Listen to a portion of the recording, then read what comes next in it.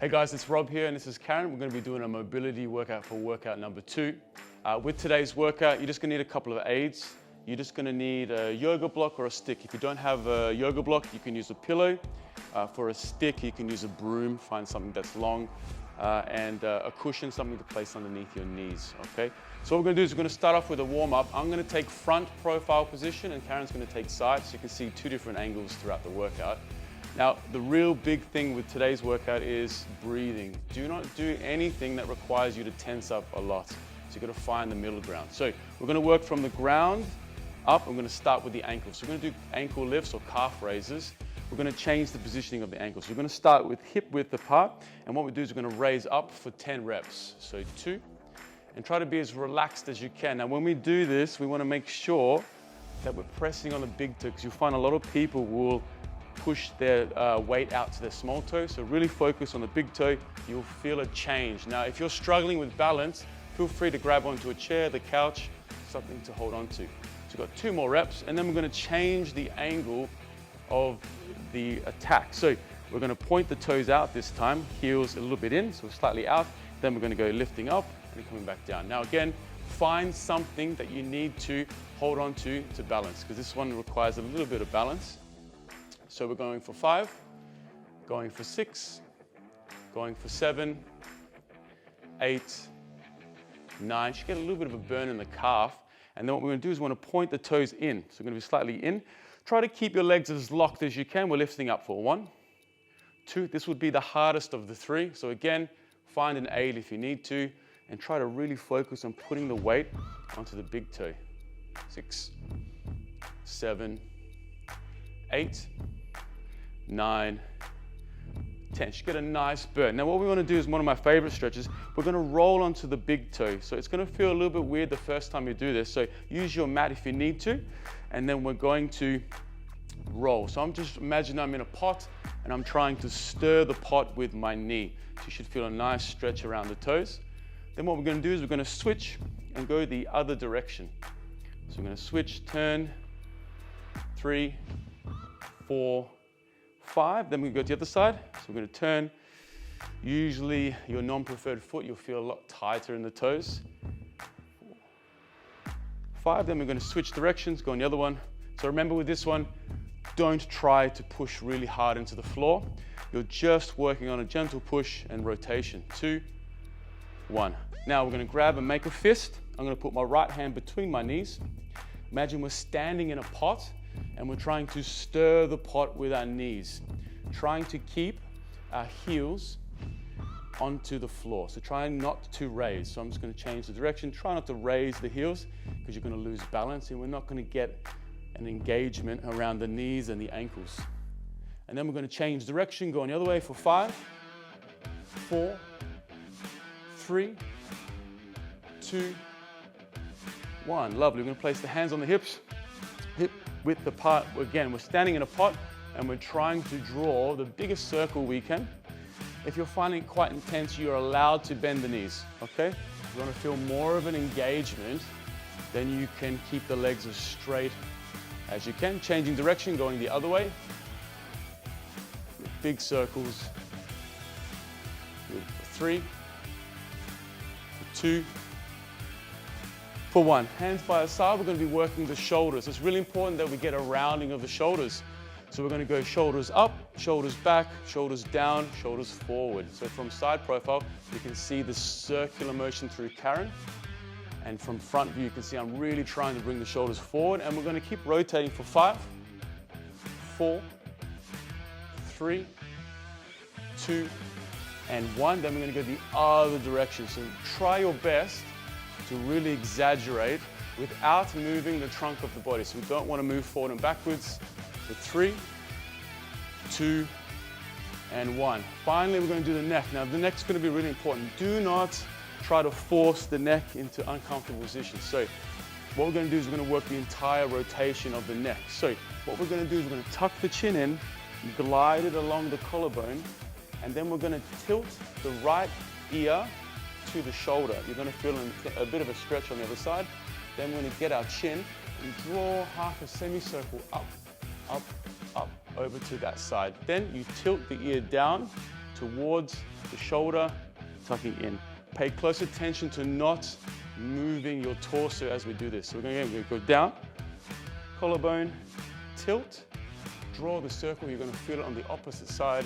Tilt the ear, back down to collarbone, back. Then we're going to go back the other way, turn, tilt down to the left shoulder, chin going up, tilt to the ear, ear to the shoulder, then coming down. We'll do it one more time. Glide across the collarbone, tilt the ear, big chin circle up, tuck the ear or the chin, the shoulder to the chin to the shoulder, and then coming down. Okay, so what we're going to do now is we're going to move on. So if you need to grab some water, do. Hopefully you feel a little bit nice and warm. Now, one thing to note, if you're doing mobility at home, do crank on the heating. Try not to do this in a cold environment. Like in here right now, it's actually quite warm, so get nice and warm in this one. So what we're going to do is we're going to get our aid. So quickly pause the video if you need to go grab those items if you haven't. We're going to grab our stick and we're going to place it onto our back. Okay, so we're going to grab a stick and we're going to place it onto Perhaps someone could bring me. Yeah, someone can magically appear a stick. Nope, no stick, it's okay. We're going to work on it and we'll get a stick to Karen. Okay, so what we're going to do is we're going to do a hip hinge. Now, with the hip hinge, we want to make sure there's 3 points of contact: head, shoulders, and butt. Okay, so what we do is we're going to grab our stick from the top, one at the bottom, place it onto our butt, and we make sure that there's 3 points, lovely, 3 points of contact on the stick. So have a look at me. We're going to be going, there's a contact with the head, contact with the shoulder blades, and make sure your butt is touching the stick. Once you have the 3 points, then we're good to go. So what we're going to do, so I'm going to go from front profile, you're going to soften the knees and you're going to push the hips backwards until the weight shifts onto your heels. As we do this, we're coming back up to squeeze. When you're doing this exercise, what's really important is that we're feeling the hamstring and you're feeling the weight on your heel. So a test to do as you're doing this, if you push your hips back and you pause and you can lift your toes off the floor, then you have the weight in your heels. If you can't lift your toes off the floor, then the weight is in your toes. So make sure you shift the weight back, drive up. Pay close attention to it. It's not about getting to the floor. It's about feeling that intensity in the back of the thighs. So when you're coming back, make sure you're holding the head, shoulders, and butt against it, and really focus on not turning it into a squat. So a misconception with this one is you go into a squat. Make sure it's soft knees, push your hips back. Good. We've got 4 more reps. Bend, coming back, up. Good. And take your time. So what I do is I breathe in, and then what we're going to do is we're going to exhale on the way up. Good. 3 more left. Soften the knees, push your hips back, push through the heels, come up and squeeze the butt. We have 2 more reps. Coming back, coming up. 1 more time. Soften the knees, push the hips back, coming up. Lovely. So that's a really important one. So if you're doing any weights training in the future in the gym, it's a good one to know. It's a hip hinge and it equates to a lot of exercises. So the second thing we're going to do is the cat-cow. Probably, well, Karen and I would agree that it is one of the best stretches you can do for your spine. So the spine is mostly neglected by a lot of people. So if you do yoga or Pilates, it's included in the workouts. But with this one, we're going to do a cat-cow, cat-camel. So what we're going to do is we're going to place the hands underneath the shoulders and knees underneath the hips. Make sure from front profile that your knees aren't too far together or your feet too far wide. So you just want to make a box shape with your body. Once we've done that, what we want to do is get our spine up towards the roof while tucking the chin in or pushing into the floor. You should feel your stomach. If you don't feel your stomach, you need to push and tuck the pelvis as much as you can. Then from this position, we want to undo that tension, bringing the back towards the floor, breathing out, head looking up. Good. Then we're going to tuck the chin in, push into the floor, and squeeze for 2.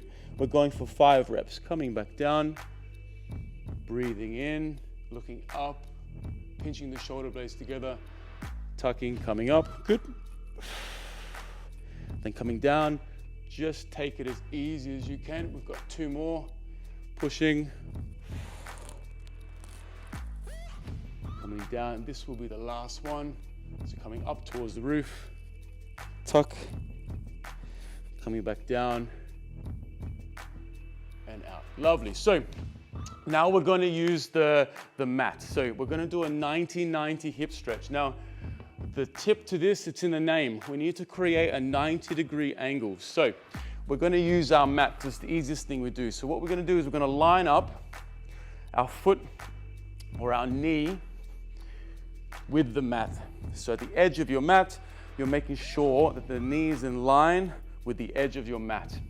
From this position, we want to make sure that the outside hand, so in this example, I'm going with the left knee forward, right knee back. Okay, so what we want to do is we want to straighten our back, make sure we have the right 90-degree angle. We're going to be looking forward, and then what we're going to do, keeping our back straight, we're going to go forward. Now the trick to this, and this is really important for the ones at home, we're trying to get the piriformis. So it's a diagonal muscle deep inside the pelvis, and the only way to do this is by keeping a straight back. As you can see here, I'm going to give up the straight back, and you can see I can get a lot more range on the way down. That's not what we're trying to achieve. So imagine that someone's tied a rope around your chest and they're yanking you forward. The weight of your body should shift to the knee. You should feel a stretch in the piriformis, the muscle that is a diagonal crossover in your hip. So what I'm going to do is I'm going to switch position so you can see me from the front. So it's really important, because if your knee is not set up in the right position, you're not going to get to that part of the muscle. So we're going to make sure that the middle of the knee is in the middle of the hip, and then this knee is in line with that ankle. So as we go forward, we're going to go forward. Now here's the trick. If anybody at home suffers from lower back pain or sciatic pain or anything, the piriformis is pressing on your sciatic nerve. So this is a really good way to strengthen it. So as you go forward, make sure you're going forward. You should feel a stretch underneath the hip.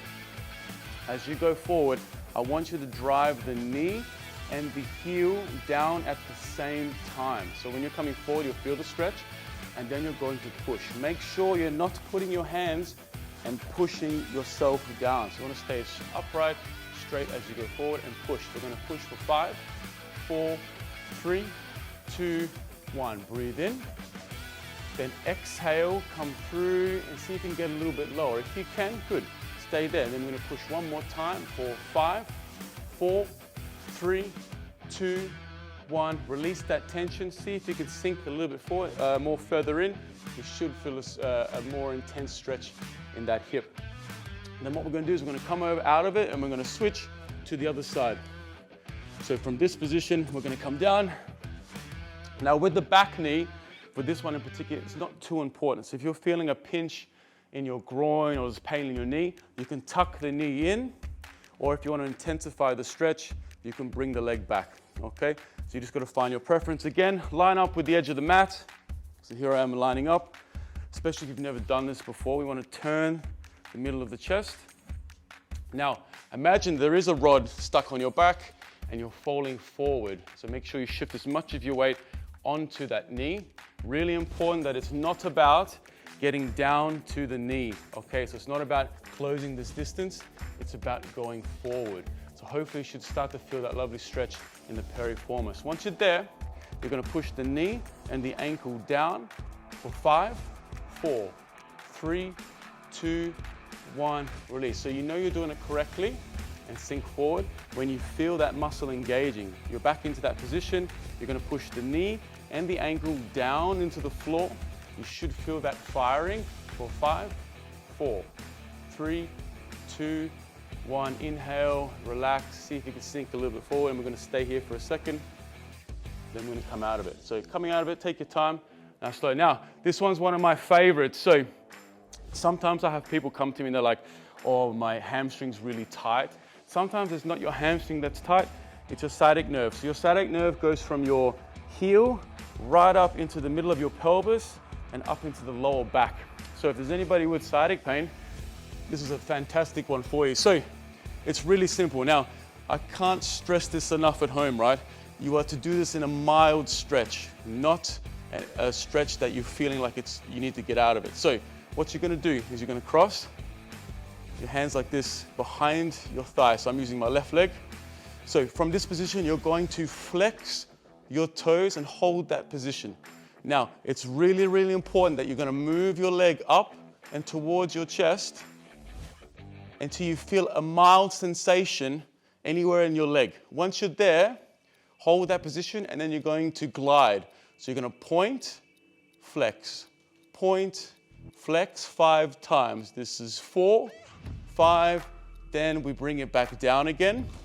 Then we come back up. So you can place your head on the floor if that makes it more comfortable.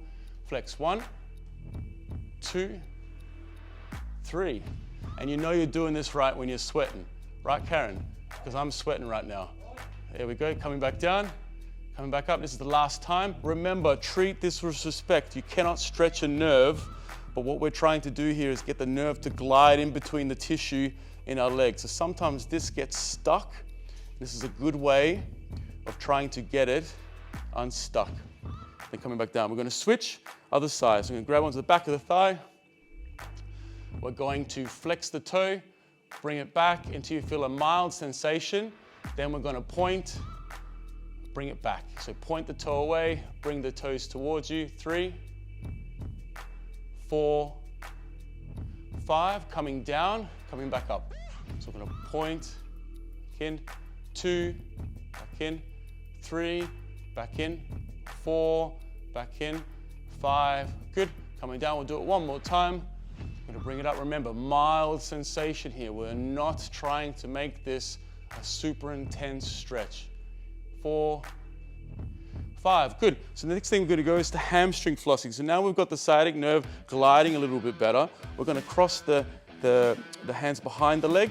Now we're going to be turning this into a little bit more of a workout. So we're going to floss the hamstring. So our hand's going to glide along our hamstring. So we're going to point until the quad is flexed. Then we're going to come back down. So you're going to come up and then back down. So there's 2 options you can do here. You can point the toe and try to get the quad, the front of your thigh, to contract. Or if you want to intensify the hamstring, you can bring the toes towards you. So you can find which works best for you. But the trick here is to pull the knee, keep it in that position, and try your best to straighten. If you do this correctly, you're going to feel the hamstrings. We've got another 4 reps. 3, 2, 1. Then we're going to switch other side. And we're going to go 1 and 2. So as we're working this exercise, the more you bring the knee towards you from the start, the more intense this is going to get. So just play around with where the knee is going to go. 2 more reps. And rest. Okay, so this next one is really important. If you need to grab some more to do, because I'm actually quite thirsty. We're going to do a hip flexor stretch or a couch stretch. So I've got a column that I've made for us right here. So what we're going to do is we're going to do a hip flexor stretch. So I suggest doing this against the wall, and I suggest, Karen, if you could pass me that cushion, please, the curved cushion. So I'm using this fancy cushion, but you can use a pillow, you could use anything that's soft, a towel or your mat. You can roll it up, place it under. So if you need to adjust, go ahead. Now I found a column, just use a wall, you can use a door. So what we're going to do is a hip flexor stretch. You're going to get on all 4s. Now I practice this a lot. So when you do the couch stretch, the goal is to get the knee as close to the wall while moving up into this position. Okay, so this is the end goal. So that might be too intense for a lot of people at home. So what you do is you'd move the cushion away, place the knee down, put the toes on the wall, go into a forward lunge, and then you have to bring your torso as far back. Now the goal here is to feel all the muscle here in this position. So the goal here is to try to cross your arms in your chest, bring yourself a stool that you need to hold on to, anything that makes it more comfortable for you, and you're going to sit here. Now what we're going to do is I'm going to set a time, and we're going to be working on this one for 60 seconds. So as we do this, you've got to think about your breathing. So we're going to get started in 3, 2, 1, getting into position. Now I'm going to go fully into it, and we're going for time. So we're going to sit here. Now as we're sitting here, you're going to want to get out. So try your best to adjust your knee, but try to work and breathe. So we're going to take a breath in, and then exhale, breathing from the belly, opening the diaphragm, and coming out. So this one, the reason why I put this one in is it's notoriously tight. anybody who's in the office that's working, this area here is going to get super tight. Unfortunately, this is one of the best stretches for it. It's one of those stretches you just want to get out of straight away, right? So bear with me. If you start away and make it a little bit easier, the goal is to get to the wall as best you can. So we've got another 15 seconds to go. Focus on your breathing.